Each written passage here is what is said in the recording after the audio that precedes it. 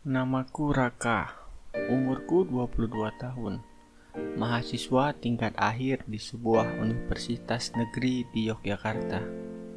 Kalau kau melihat hidupku dari luar, mungkin kau akan berpikir aku adalah salah satu dari orang-orang yang beruntung. Aku punya keluarga yang harmonis, nilai kuliah yang stabil, dan seorang pacar yang selalu mendukungku. Orang-orang bilang aku tipe anak yang membanggakan, nggak neko-neko, aktif organisasi, dan katanya punya masa depan cerah. Setiap pagi aku berangkat kuliah naik motor metik pemberian ayah. Biasanya kami sarapan bersama dulu di ruang makan sederhana. Ibu suka membuatkan nasi goreng telur yang wanginya selalu membuatku merasa di rumah. Ayah duduk sambil membaca koran, kadang mengeluh soal politik, kadang bercanda soal bagaimana anaknya ini harus cepat lulus. Siang hari aku kuliah atau rapat di organisasi. Sore aku nongkrong di warung kopi dekat kampus sambil mengerjakan skripsi atau berdiskusi soal rencana lomba esai nasional yang ingin kuikuti. Pacarku, Cinta, sering datang menemani, sesekali menyuapi kentang goreng sambil membaca isi tulisanku. Malam harinya aku suka menulis di blog kecil milikku. Isinya sederhana, refleksi, renungan, dan kadang cerpen fiksi. Tapi anehnya, cukup banyak yang membaca. Aku mulai bermimpi ingin jadi penulis. Bukan sekedar penulis novel cinta atau horor, tapi penulis yang tulisannya bisa menyelamatkan orang dari kesepian. Seperti tulisan-tulisan yang dulu menyelamatkanku saat SMA. Hari-hariku berjalan begitu mulus. Aku merasa kalau aku terus berjalan di jalur ini, tak lama lagi aku bisa mencapai semua yang kuinginkan. Tak pernah terlintas di pikiranku bahwa hidup bisa berubah drastis hanya dalam hitungan minggu. Dan saat itu terjadi, aku benar-benar tidak siap. Semuanya dimulai dengan kabar yang awalnya terdengar biasa. Usaha percetakan kecil milik ayah mulai sepi. Awalnya, kami pikir ini cuma penurunan musiman. Ayah bahkan masih bisa bercanda. Tenang Raka, nanti juga ramai lagi. Tunggu musim undangan nikah. Tapi minggu berganti minggu, mesin cetak berhenti berputar. Tagihan listrik mulai menumpuk. Pembayaran kuliahku yang seharusnya dibayar awal bulan terpaksa ditunda. Aku masih mencoba berpikir positif. Aku kerja freelance menulis artikel online, jualan kaos kostum kecil-kecilan bareng teman kampus. Tapi aku tahu ini gak cukup. Biaya semester akhir, penelitian, bahkan sekedar bayar kos bulan depan. Semuanya jadi beban yang terasa makin berat. Suatu malam, aku pulang ke rumah dan menemukan ibuku duduk di ruang tamu. Wajahnya pucat, tangannya gemetar. Ternyata beliau baru pulang dari puskesmas. Hasil pemeriksaan menunjukkan tekanan darahnya sangat tinggi dan ia butuh rawat jalan rutin. Saat itu juga aku sadar, ini bukan sekedar krisis ekonomi, ini krisis keluarga. Cinta pacarku awalnya sangat pengertian, tapi seiring waktu, aku makin jarang bisa mengajaknya bertemu. Waktu kami yang dulu hangat kini berganti jadi obrolan yang hampa. Hingga suatu sore, dia menatapku dengan mata yang letih dan berkata, "Maaf Rak, aku gak tahu apakah aku bisa terus ada dalam hidup yang seberat ini." Dan dia pergi. Aku tidak menyalahkannya, aku hanya kosong. Di tengah semua itu, satu persatu teman mulai menjauh. Aku tak bisa aktif organisasi lagi, karena harus kerja serabutan. Grup-grup chat perlahan tenggelam, notifikasi sepi. Dunia yang dulu terasa penuh warna, tiba-tiba jadi abu-abu. Malam itu, aku duduk di pojok kamar kosku yang sempit. Udara pengap dan suara motor dari jalan besar di luar terus berdengung tanpa henti. Aku memandangi layar laptop kosong. Blog yang dulu kutulis penuh semangat, kini hanya jadi halaman tak terisi. Aku mencoba menulis, tapi tak ada kata yang keluar. Hanya satu pikiran yang perlahan muncul, berulang dan makin kuat. Mungkin aku memang tak penting lagi di dunia ini. Pikiran itu seperti suara halus yang terus berbisik. Awalnya samar, tapi malam demi malam bisikan itu makin nyaring, makin mengikatku erat, seolah berkata, tidak ada yang berubah walau kau hilang. Di pagi harinya, aku membuka notifikasi ponsel, hanya ada pesan dari operator. Tak ada kabar dari teman, tidak juga dari Sinta. Grup kampus sudah lama tak aku buka. Dunia tetap berjalan, bahkan ketika aku diam. Aku merasa seperti bayangan di keramaian. Ada tapi tak pernah benar-benar diperhatikan. Aku mencoba mencari pelarian. Aku melamar kerja sebagai penjaga toko, barista, bahkan pengantar makanan. Semua butuh pengalaman, semua menolak dengan sopan. Salah satu toko bahkan tidak melihat CV-ku dan hanya berkata, "Kami butuh yang kelihatan semangat, Mas." Aku tersenyum kaku dan keluar. Mereka tidak tahu aku sedang berusaha sekuat tenaga untuk tetap terlihat hidup. Sore itu aku pulang ke kos dengan langkah gontai. Satu-satunya uang yang tersisa kupakai membeli mie instan dan sebotol air mineral. Aku makan sambil duduk di lantai, punggung bersandar ke dinding lembab. Aku merasa seperti tokoh sampingan dalam hidup sendiri. Malamnya, hujan turun deras, atap bocor di pojok kamar. Aku menatap langit-langit sambil memeluk lutut. Di luar, suara tawa anak-anak kos yang lain terdengar samar. Mereka bercanda, mungkin nonton film. Mungkin hanya tertawa karena hidup mereka belum seberat punyaku. Air mataku menetes diam-diam. Bukan karena sedih semata, tapi karena aku tak tahu harus merasa apa lagi. Lelah, hampa, kalah, semuanya bercampur menjadi satu. Dan entah dari mana muncul satu pikiran yang membuatku terdiam cukup lama malam itu. Kalau aku benar-benar menghilang, adakah yang peduli? Tak ada jawaban, bahkan dari hatiku sendiri. Itulah momen pertama aku benar-benar merasa sendirian. Bukan karena tak ada orang di sekitarku, tapi karena aku tak lagi merasa pantas di antara mereka. Semua terlihat punya arah, sementara aku seperti berdiri di tepi jalan tanpa peta, tanpa petunjuk, dan tanpa siapapun yang mampu berhenti untuk bertanya, "Kamu baik-baik saja?" Beberapa hari setelahnya, aku memberanikan diri pulang ke rumah. Aku tahu ibu butuh obat dan ayah butuh semangat. Tapi saat aku tiba, yang kudapati justru ayah duduk terdiam di ruang tamu. Kepalanya tertunduk, matanya kosong menatap lantai. Di sampingnya ada setumpuk surat tagihan yang belum dibuka. Aku memanggilnya pelan, tapi ia hanya menjawab, "Nanti saja, Rak. Ayah lagi pusing." Ibu menyambutku dengan senyum lelah. Tangannya masih bergetar saat menuangkan teh. Dan aku bisa melihat bekas suntikan di lengan kirinya. "Kamu gak apa-apa, Nak?" tanyanya lembut. Tapi aku tahu pertanyaan itu ia tunjukkan lebih untuk menenangkan dirinya sendiri.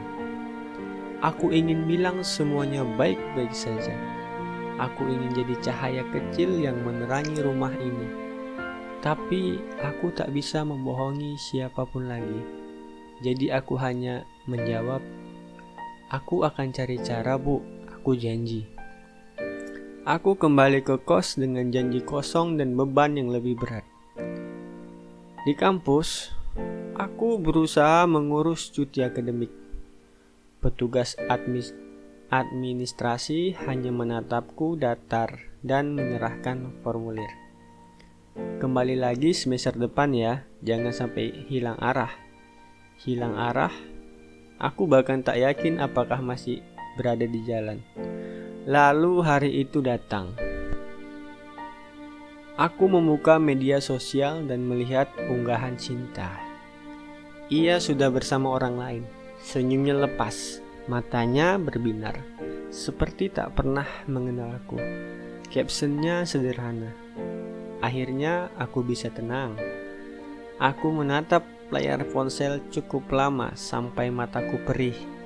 Tak ada air mata yang keluar, hanya diam yang terlalu panjang.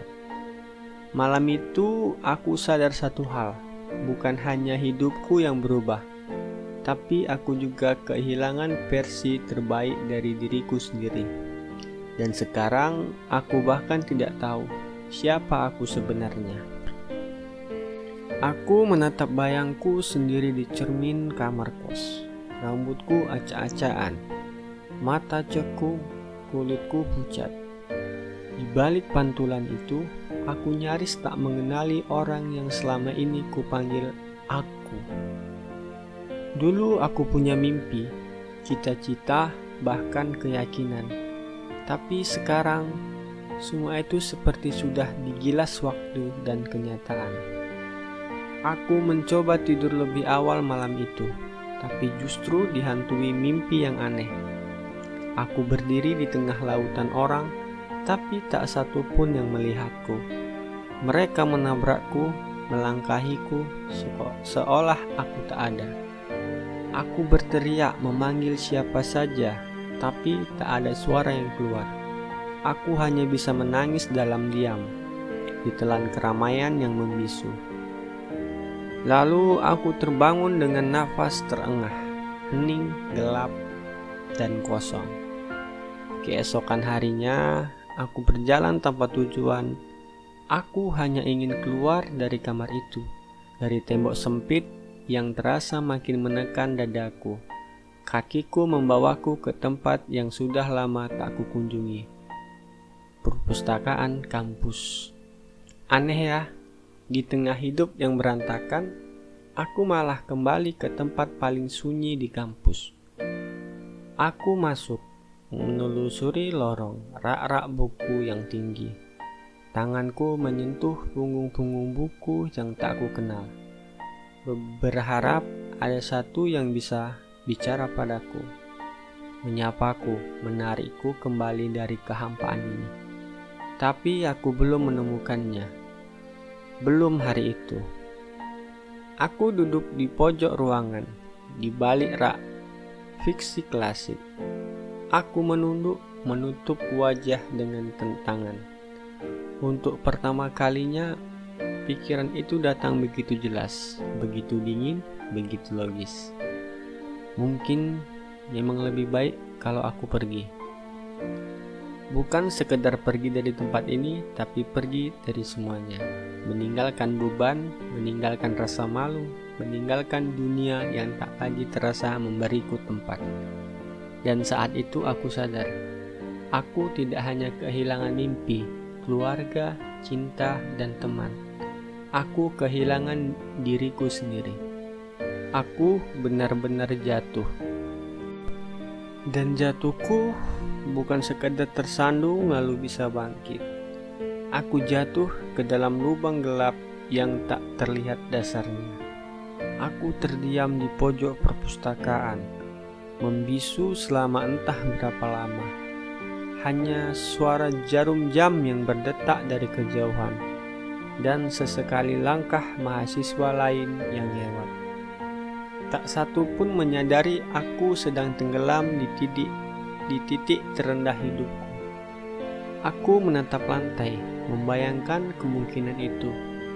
Bagaimana rasanya jika aku tak bangun lagi besok pagi? Anehnya aku tak takut. Yang menakutkan justru kenyataan bahwa aku mulai merasa itu mungkin satu-satunya jalan keluar. Tapi kemudian sesuatu terjadi. Sesuatu yang sederhana, kecil, tapi bagai setetes air di padang pasir. Seorang petugas perpustakaan, aku bahkan tak tahu namanya, meletakkan sebuah buku di meja depanku.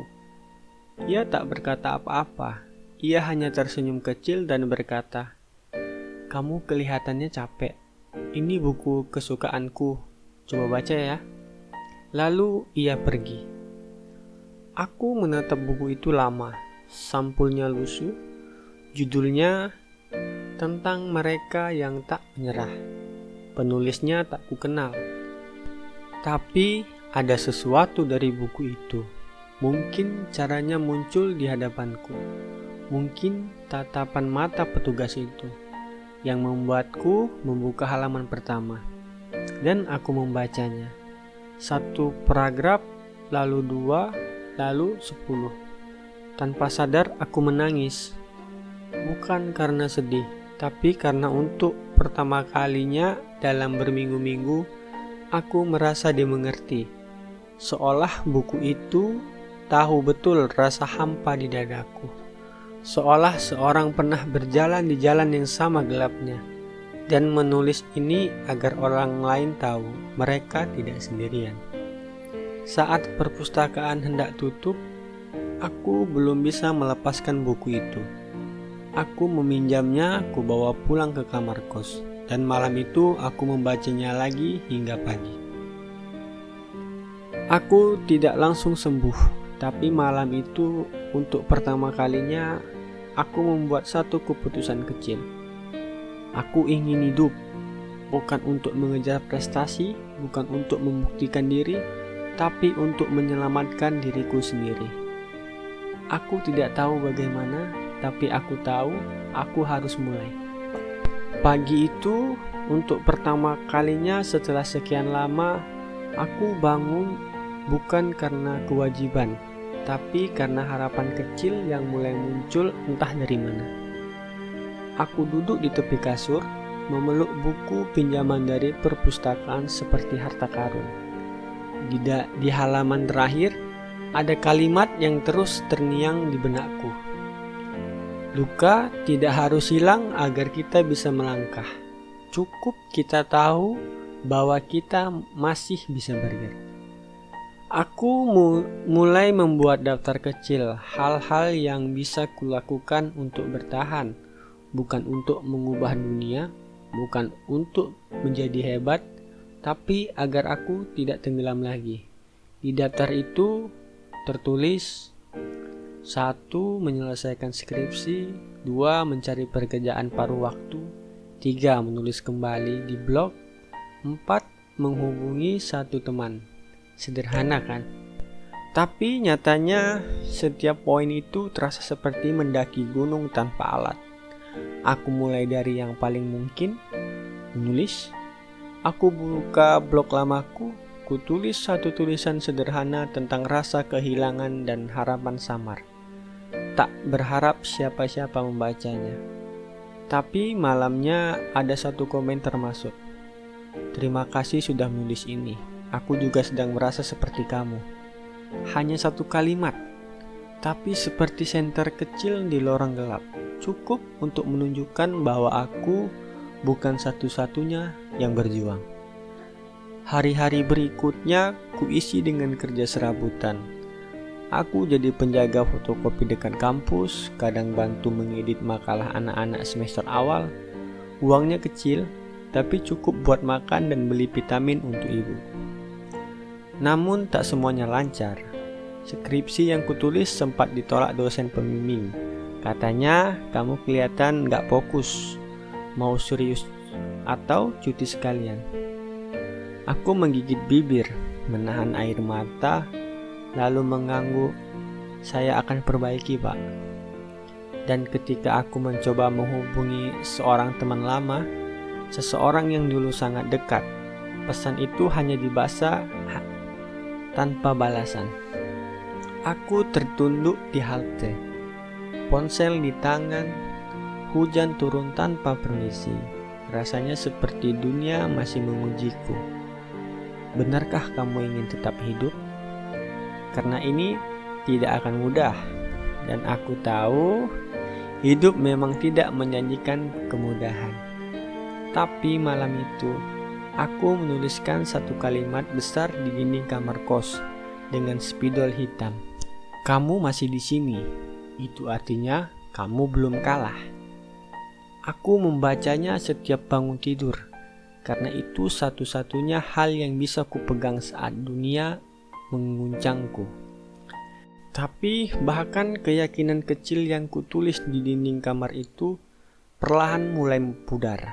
Karena semakin aku berusaha memperbaiki hidup, semakin hidup terasa ingin mengujiku.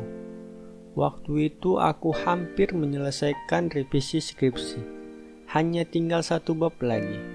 Tapi laptop satu-satunya yang kupakai sejak semester awal mendadak mati total. Tidak menyala, tidak memberi tanda kehidupan, dan aku belum sempat mencadangkan filenya. Aku pergi ke tukang servis dengan sisa uang gaji fotokopi. Tapi teknisinya hanya menggeleng. Harddisknya rusak total, Mas. Data nggak bisa diselamatkan. Aku berdiri di sana seperti patung. Tidak marah, tidak menangis, hanya kosong. Malam itu, aku kembali ke kos dan menatap dinding tempat aku menulis kalimat motivasi itu. Huruf-huruf sudah mulai luntur. Mungkin karena kelembapan atau karena sering kusentuh dengan tangan yang gemetar setiap malam.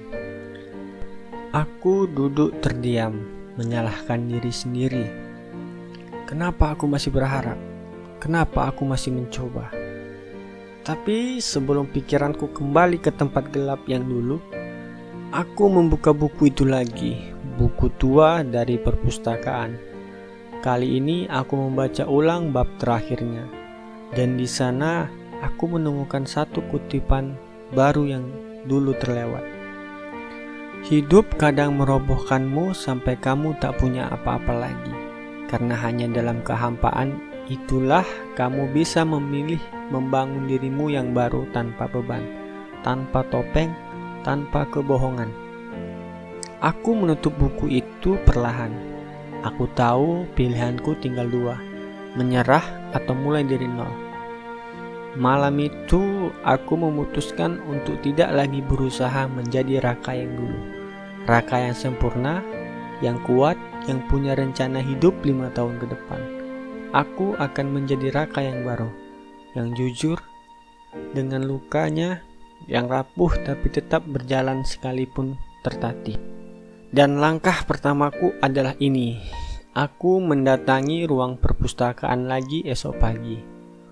Bukan untuk mencari buku, tapi untuk mencari orang yang memberikannya padaku waktu itu. Aku ingin bilang terima kasih. Karena satu kebaikan kecil itu di hari tergelapku telah mengubah arah hidupku. Tapi ketika aku kembali ke perpustakaan esok harinya, meja tempat petugas itu biasa duduk kosong. Aku bertanya pada pustakawan lain, dan mereka bilang, "Mbak Dita, oh, dia sudah resign minggu lalu. Katanya mau pulang kampung karena ibunya sakit." Aku terdiam, rasanya seperti ingin menangis. Tapi bukan karena kehilangan, melainkan karena aku tak sempat menyampaikan sesuatu yang sangat penting. Aku keluar dari gedung perpustakaan dengan langkah pelan. Udara pagi terasa hampa. Dalam diam, aku menatap langit yang mulai mendung. Dunia ini seakan ingin mengujiku lagi. Ketika aku siap berterima kasih, orangnya sudah tak ada. Hari itu juga, kampus mengumumkan daftar mahasiswa yang harus mengajukan cuti akademik karena keterlambatan skripsi. Namaku ada di sana. Aku terdiam di depan papan. Tak percaya semua usahaku, semua yang kuperjuangkan dalam diam berakhir di selembar kertas itu. Teman-temanku sudah wisuda. Beberapa sudah posting undangan kerja, sementara aku bahkan belum lulus. Aku berjalan pulang seperti zombie. Di kamar kos, aku tak menyentuh apapun, tak makan, tak bicara. Hanya memandangi dinding putih kosong. Tempat kutulis kalimat harapanku yang kini benar-benar telah hilang disapu lembab.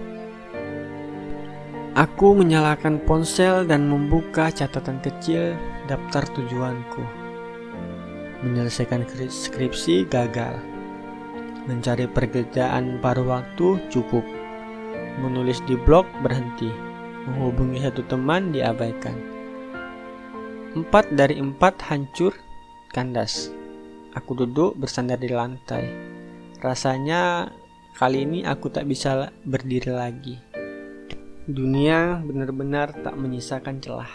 Namun di saat itulah pikiranku justru membawa satu tanya. Kalau semuanya sudah gagal, apa yang tersisa? Dan jawabannya datang seperti bisikan yang pelan tapi tajam. Kamu. Bukan cita-cita, bukan orang lain, bukan gelar. Aku, diriku sendiri. Malam itu, untuk pertama kalinya aku melihat refleksi diri di cermin. Bukan sebagai korban, tapi sebagai satu-satunya orang yang masih berdiri untukku. Aku menatap cermin itu dan berkata dengan suara pelan, kalau ini semua mau dihancurkan, baik. Aku akan mulai dari puing. Esok paginya, aku mengambil keputusan paling sulit. Meninggalkan semua. Meninggalkan kampus, meninggalkan Jakarta, meninggalkan impian yang dulu kupaksa harus kugapai. Aku tak tahu kemana aku akan pergi. Tapi aku tahu, aku akan membangun kembali hidupku. Bukan dari lembaran lama, tapi dari halaman kosong yang akhirnya berani kuterima. Pagi itu aku berkemas hanya dengan satu ransel kecil. Isinya 2 potong baju, dompet, buku perpustakaan yang belum kukembalikan, dan sebuah surat kecil yang kutulis untuk ibu kos.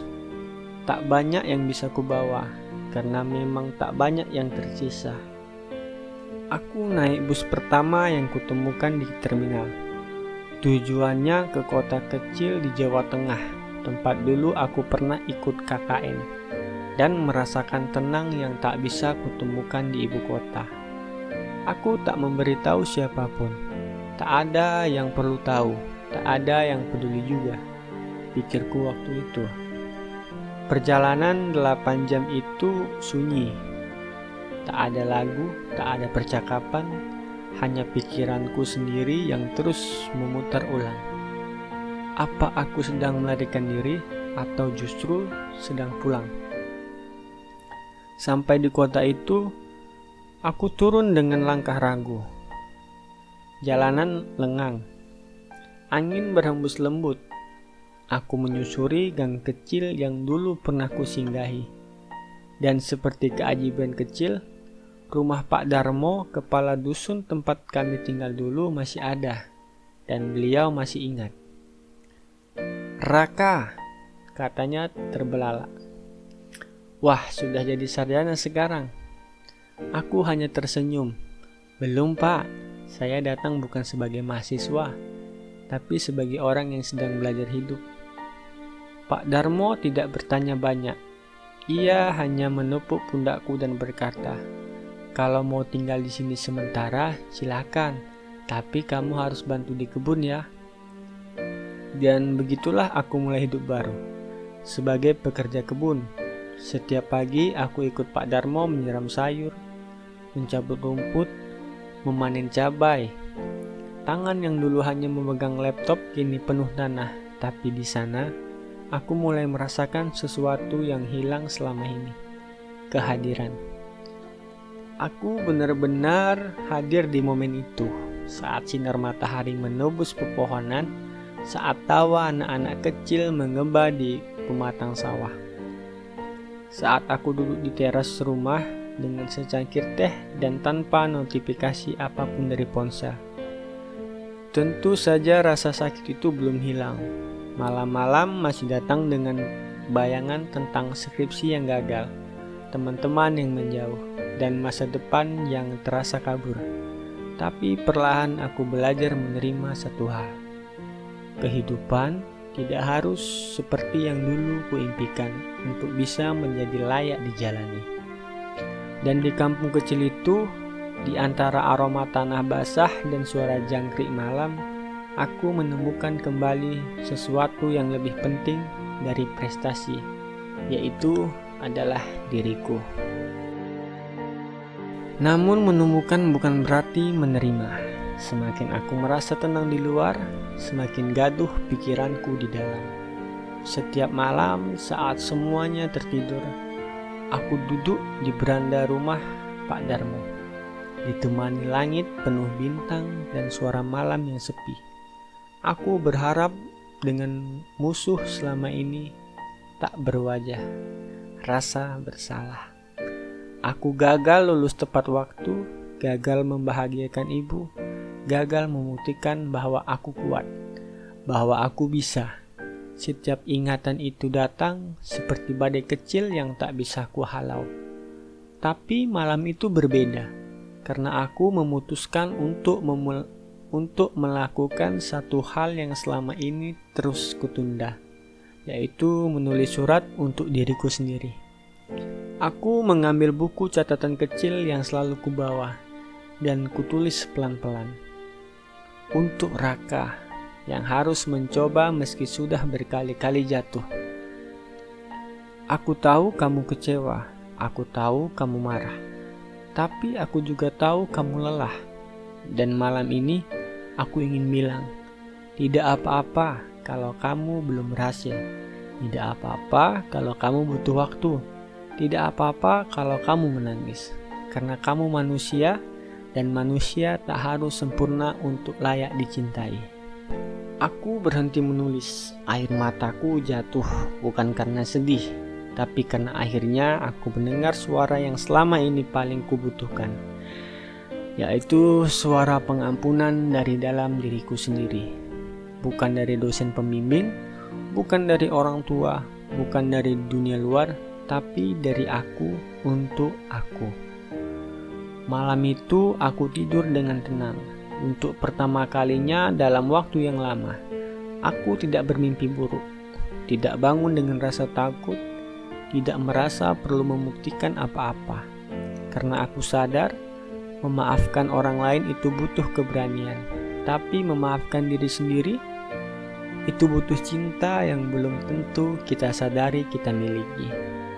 Dan aku memutuskan, mulai esok hari, hidupku bukan lagi tentang mengejar validasi, tapi tentang merawat diri sendiri seperti sahabat yang paling ingin kulindungi. Karena hidup pada akhirnya bukan tentang menang, tapi tentang berdamai. Setelah malam itu, hari-hariku tak langsung berubah drastis. Matahari masih terbit perlahan, pekerjaan di kebun tetap menguras tenaga, dan pikiranku sesekali masih dihantui kekhawatiran lama. Tapi ada sesuatu yang terasa berbeda. Untuk pertama kalinya, aku bangun pagi bukan karena kewajiban, tapi karena ingin melihat mentari menyentuh dedaunan, ingin merasa embun di ujung rumput, ingin hidup bukan untuk membuktikan apa-apa, tapi untuk benar-benar hidup. Dan di tengah ritme baru itu, datanglah hal yang tak terduga. Anak-anak kampung mulai sering menemuiku. Mereka menyapaku setiap sore, duduk bersamaku di bawah pohon, bertanya tentang laptopku yang sudah lama tak kugunakan. "Ajarin nulis, Kak," kata salah satu dari mereka. Aku sempat terdiam. Aku? Mengajar? Siapa aku? Tapi anak-anak itu tak butuh gelarku. Tak butuh aku belum lulus. Mereka hanya melihat seseorang yang bisa mendengarkan, bercerita, dan menularkan semangat dari satu halaman ke halaman lain. Jadi aku mulai mengajar mereka menulis. Bukan hanya tentang tata bahasa atau struktur kalimat, tapi tentang berani menuliskan isi hati, tentang membuat dunia kecil mereka punya suara. Dan diam-diam, dari tulisan mereka aku pun belajar lagi mencintai hidup ini, lewat mata polos yang tak kenal putus asa. Suatu hari, seorang ibu dari kampung sebelah datang dan berkata, "Anak saya jadi suka menulis sejak ikut kelas Mas Raka. Saya belum pernah lihat dia semangat ini." Aku hanya tersenyum, tapi dalam hati aku gemetar. Selama ini aku pikir hidupku hancur karena aku tak jadi siapa-siapa. Ternyata aku hanya lupa bahwa jadi seseorang tidak selalu berarti jadi hebat. Kadang cukup jadi hadir. Dan dari kehadiran itulah tawaran kecil datang dari kepala desa. "Raka, kalau kamu bersedia, kami ingin buat taman baca kecil. Anak-anak butuh tempat dan kamu cocok jadi penjaganya." Hatiku bergetar, bukan karena ini tawaran besar, tapi karena untuk pertama kalinya dalam hidupku, aku ditawari peran bukan karena prestasi, tapi karena kepercayaan. Dan kali ini, aku menerimanya bukan dengan ambisi, tapi dengan hati yang siap memberi. Taman baca itu dibangun sederhana, hanya dari bambu, bekas papan kayu, dan beberapa karung goni yang dijadikan tirai. Tapi bagiku itu adalah istana harapan. Buku-bukunya sumbangan dari berbagai pihak. Sebagian dari kota, sebagian lagi adalah buku-buku lamaku yang dulu nyaris kubakar karena mengingatkanku pada kegagalan. Tapi kini buku-buku itu punya tempat baru di tangan anak-anak yang membaca dengan mata berbinar. Setiap sore, aku duduk di tengah lingkaran kecil mereka. Kadang kami baca bersama, kadang menulis puisi, kadang hanya bercerita tentang apa saja, tentang ayam yang hilang, tentang hujan deras yang membanjiri jalan desa, atau tentang mimpi ingin jadi dokter, guru, bahkan astronot. Dan tanpa kusadari, mimpi mereka mulai menyambung mimpi lamaku yang sempat mati. Hidup yang dulu terasa gelap perlahan dipenuhi warna baru. Bukan warna sorotan, tapi warna keseharian yang hangat. Suara tawa, tangan-tangan kecil yang menarik bajuku, dan mata yang percaya. Suatu sore, saat sedang membereskan rak buku, aku menemukan satu buku yang familiar. Buku yang dulu kubaca di perpustakaan kota. Buku yang menyelamatkanku. Sampulnya masih sama, halamannya masih menguning, tapi isinya kini terasa berbeda karena aku membacanya bukan dari luka, tapi dari rasa syukur. Aku duduk diam, membukanya pelan, dan menemukan satu kalimat yang dulu kelewati. Kadang kita harus benar-benar kehilangan arah untuk akhirnya sadar. Kita tak butuh peta, kita hanya butuh keberanian untuk melangkah. Air mataku mengalir, tapi kali ini bukan karena sedih. Hari itu, aku menulis satu kalimat di dinding bambu teman baca. Hidup bukan tentang menjadi hebat, tapi tentang hadir dan menjadi cahaya, bahkan di tengah gelap yang tak sempurna. Dan untuk pertama kalinya dalam hidupku, aku tak lagi merasa kurang. Aku tahu aku belum lulus kuliah. Aku tahu aku belum menuntaskan semua luka. Tapi aku tahu satu hal. Aku telah kembali hidup. Bukan sebagai Raka yang sempurna, tapi sebagai Raka yang utuh. Dan itu bukan karena buku itu. Selama ini aku percaya bahwa satu buku di perpustakaanlah yang menyelamatkanku dari keputusasaan. Tapi saat aku duduk di taman baca, melihat anak-anak yang tertawa lepas, mendengar suara mereka memanggil namaku dengan semangat, aku sadar, bukan buku itu yang menyelamatkanku. Akulah yang memutuskan untuk membuka buku itu. Buku hanyalah alat, kalimat-kalimat di dalamnya hanya getaran huruf. Tapi yang membuatnya hidup adalah keputusanku untuk bertahan, untuk membuka, untuk membaca, untuk percaya bahwa ada hari esok yang layak ditunggu. Dan disitulah letak keajaibannya. Bukan pada halaman kertas, tapi pada hati yang tersedia mendengarkan harapan kecil di dalam dirinya sendiri. Dulu aku pikir bangkit berarti kembali seperti semula, tapi ternyata tidak. Bangkit berarti menjadi versi baru dari diriku sendiri, yang lebih sadar, lebih lembut, dan lebih menghargai hidup. Bahkan ketika tidak semuanya berjalan sesuai rencana. Aku tidak kembali ke kota, aku tidak mengejar nilai atau gelar yang dulu seperti hidup dan matiku. Aku mulai mengisi hari-hariku dengan cara yang baru, dengan menginspirasi orang lain bukan lewat keberhasilan besar, tapi lewat kehadiran yang konsisten, lewat senyum yang tulus, lewat cerita yang jujur. Orang-orang mulai datang, bukan untuk menghakimi masa laluku, tapi untuk belajar dari perjalananku. Bahkan dosen pembimbingku menghubungi lewat pesan singkat. Raka, saya dengar kamu mengelola taman baca. Saya bangga. Kalau suatu hari kamu siap, kampus selalu terbuka untukmu. Aku menangis saat membaca pesan itu, bukan karena akhirnya aku diakui, tapi karena untuk pertama kalinya aku tak merasa butuh pengakuan itu untuk merasa utuh. Karena aku tahu sekarang, nilai sesungguhnya dari hidup bukan di atas ijazah, tapi dalam hati yang tersedia tumbuh meski sempat hancur. Dan hati itu kini tinggal di dadaku, berdebar pelan tapi pasti, membawa damai yang tak pernah bisa kubeli dengan apapun. Setiap kali aku menatap wajah anak-anak yang membaca di taman, setiap kali ada orang tua yang mengangguk sambil tersenyum melihat perubahan anak-anak mereka, aku tahu, aku tak gagal. Aku hanya sampai lebih lambat dari yang lain, tapi aku tetap akan sampai. Bukan di titik yang sama seperti yang dulu kuimpikan, tapi di tempat yang jauh lebih penting, tempat di mana aku bisa merasa cukup. Dulu, aku pikir hidup adalah perlombaan. Siapa cepat, dia sukses. Siapa lambat, dia kalah. Tapi nyatanya, hidup bukan soal siapa yang sampai duluan, tapi siapa yang tetap berjalan. Meski tertatih, meski luka, meski pernah ingin menyerah. Aku pernah berdiri di tepi jendela, menatap malam dan bertanya, untuk apa aku hidup?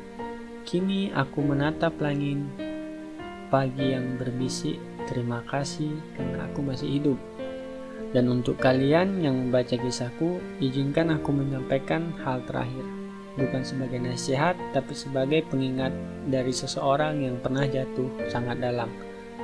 Kalau kamu merasa sendirian, yakinlah, kamu belum selesai. Kalau kamu merasa gagal, percayalah, itu bukan akhir. Kalau kamu merasa tidak berarti, ingatlah, kamu masih di sini, dan itu sudah cukup untuk jadi awal yang baru. Aku tahu rasanya ingin menghilang, tapi aku juga tahu sekarang rasanya ditemukan kembali oleh hidup itu sendiri. Dan jika satu buku bisa menyelamatkanku, maka mungkin kisah ini bisa jadi buku untukmu. Karena kadang yang kita butuhkan bukan solusi besar, hanya satu kalimat, satu harapan, satu pengingat kecil bahwa dunia belum selesai untuk kita.